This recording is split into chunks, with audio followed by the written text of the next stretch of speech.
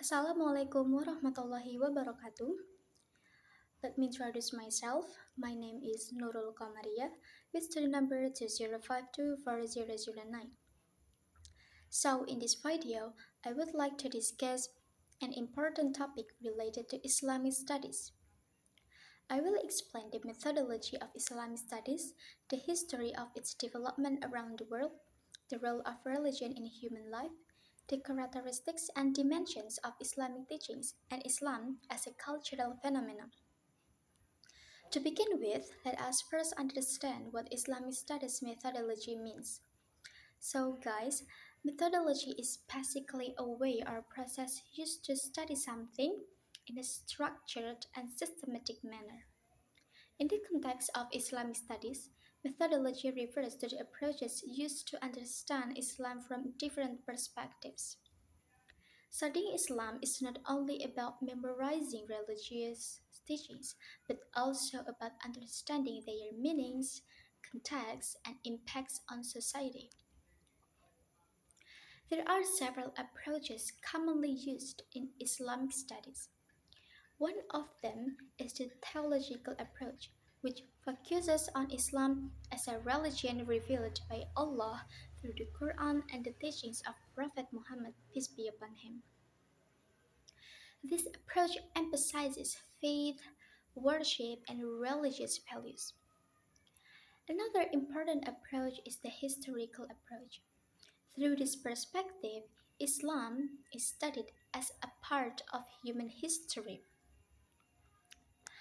and researchers analyze how Islam developed from the Arabian Peninsula to different parts of the world and how Muslims built civilizations over time. So, not only that, there is also the sociological approach, which examines the relationship between Islam and society. This approach helps explain how Islamic values influence social behavior, traditions, politics, education, and daily life. So, using these methods is important because Islam is a broad subject. Without proper methodology, people may misunderstand religious teachings or interpret them too narrowly. A good method allows us to study Islam more critically, objectively, and responsibly. Okay, now let us continue to the history of the growth and development of Islamic studies in the world. Islamic studies began during the lifetime of Prophet Muhammad. At that time, the Prophet taught the Quran directly to his companions. Learning focused on faith, morality, worship, and social justice. The mosque became not only a place of worship but also a center of education and discussion. After the death of the Prophet, Islam spread rapidly across many religions. As Islam expanded, Muslim scholars began to develop various branches of knowledge. They studied tafsir, hadith, fiqh, theology, philosophy, medicine, astronomy, and many other sciences. Do you know, during the Abbasid era, Baghdad became one of the greatest intellectual centers in the world, where Muslim scholars translated books from Greek, Persian, and Indian civilizations into Arabic. They didn't simply copy knowledge, but also developed new ideas and discoveries. Islamic civilization also flourished in Andalusia, where Muslim scholars contributed to science, medicine, architecture, and philosophy. Their works later influenced Europe during the Renaissance period.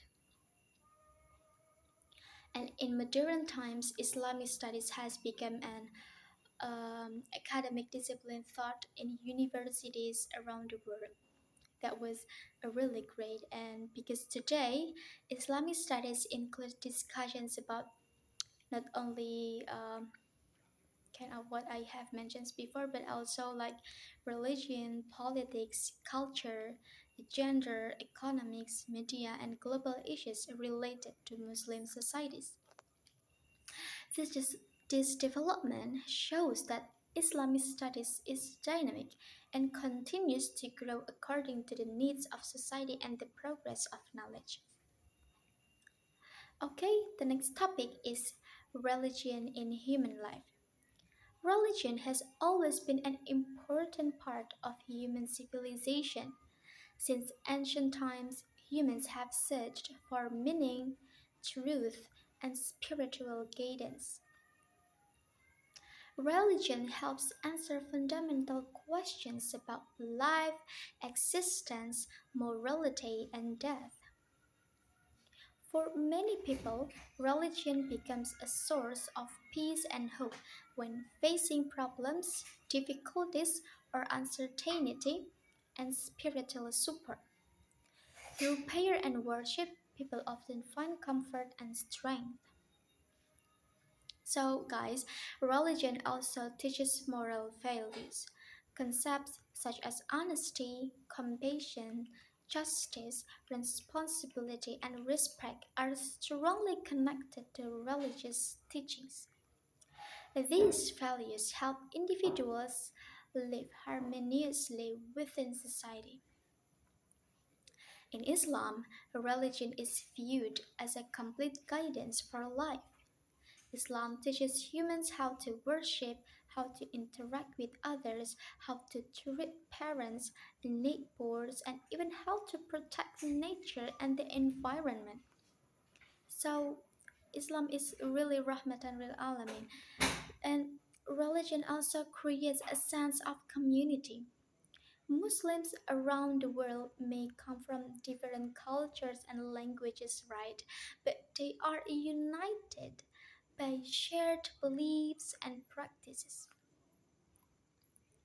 So, how, without religion or spiritual values, human life may become focused only on material success. As a result, people may lose a sense of purpose, morality, and inner balance. Okay, that's all. Now let us move to the characteristic and dimensions of Islamic teachings. One of the main characteristics of Islam is an universality. Islam is intended for all people regardless of race, nationality, or social status.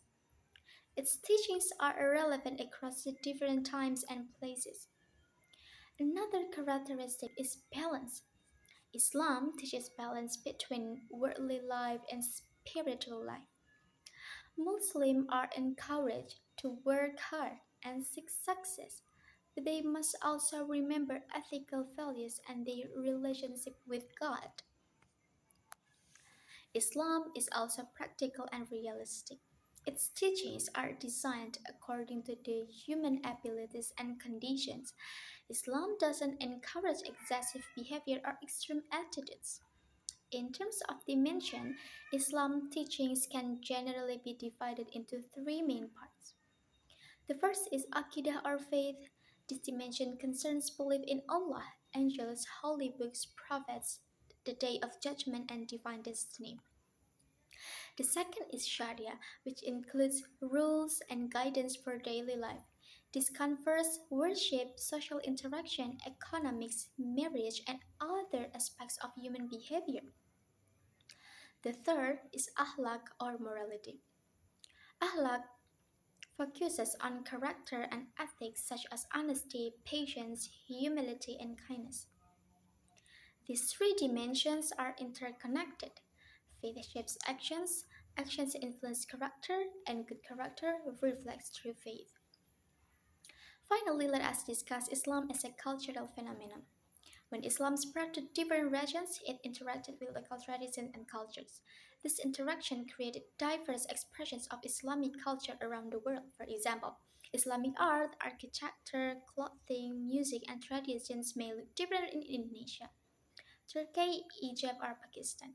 Even though the cultural expressions are different, the fundamental teachings of Islam remain the same.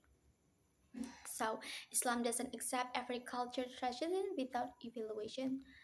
Cultural practices that support justice, while practices that contradict Islamic values are rejected. Thank you.